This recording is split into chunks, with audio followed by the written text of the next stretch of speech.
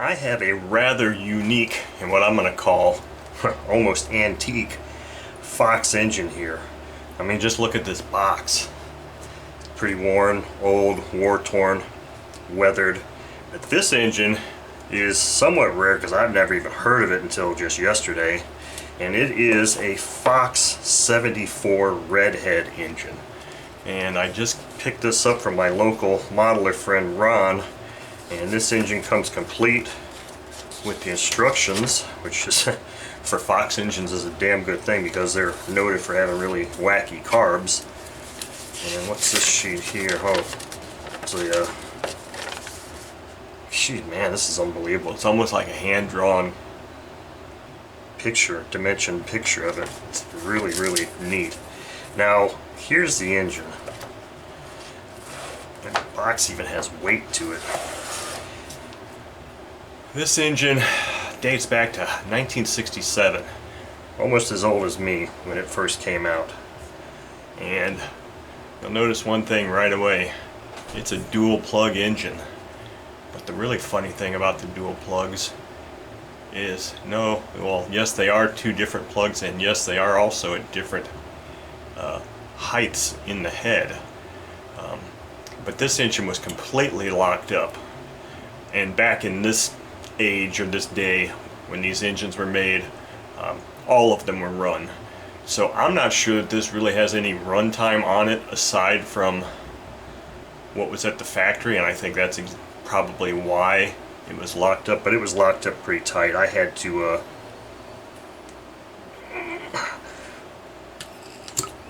hear that? I had to damn, it's got really good compression. Put a lot of 3-in-1 oil in here, and I took it out in the garage and just heated the living crap out of it.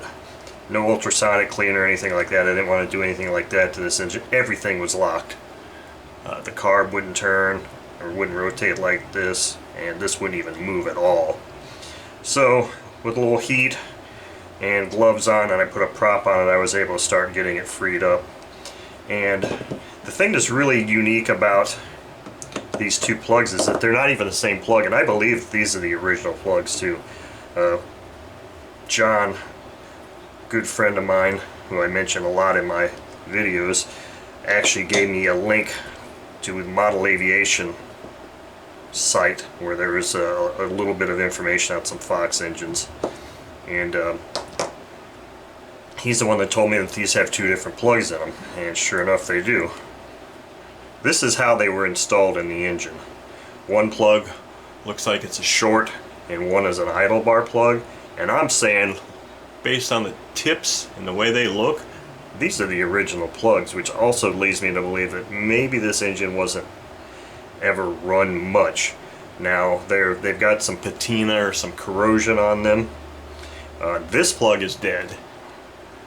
It does not light at all, but when I put a glow igniter on this guy, it just glows up the night sky. So that plug is operational, the other plug is completely dead.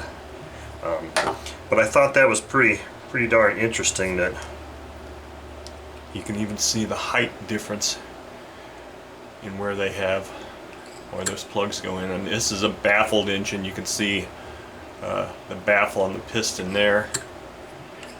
But you can see I've got it turning over really well. Now the thing is, I mean, a lot of you are probably going to be like, oh God, I can't wait to see this thing run. Well, in all honesty, I don't even know if I'm going to try and run it. I mean, I can obviously put new plugs in it and try it. But this is one of those engines I just don't know if I really even want to bother with, because it's what I'm going to call quite vintage. And I don't want to damage it in any way. But it also has, I haven't looked at the manual too closely, but it's got a high-speed needle here. It's got a needle here, and maybe this one is a throttle stop. I don't know, but it's, from what I read, there's 3 different adjustments on this engine. Now this one, this also rotates here. This little knob rotates here too. So how in the hell, let me zoom in a little bit so you can see this better. I don't know how in the hell, when you've got a prop on here that's this far away, how are you supposed to get on here. Now this one's not too bad to try to adjust and turn. This one, that's where your fuel line connects to. So it's like, ooh, really? So you can't, here, you could put a screwdriver on it. Here, maybe around the fuel tubing, you could fit a screwdriver in there and try and adjust it that way, but otherwise it's like, how in the hell you do that? Now all of these screws are completely free and operational now too. I don't know what the settings are, that's why I'm hoping that manual probably goes into some detail there. This had a little bit of other carbon on it, and I just kind of took some LA's Totally Awesome cleaner on Q-tips and was just kind of cleaning it very lightly because I didn't want to do too much to it. But as you can see, it's a baffled type installation.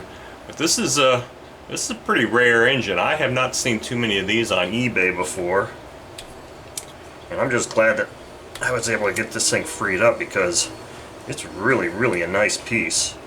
Comes stock with this anodized red spinner nut, anodized Redhead. A very interesting piece of model aviation history.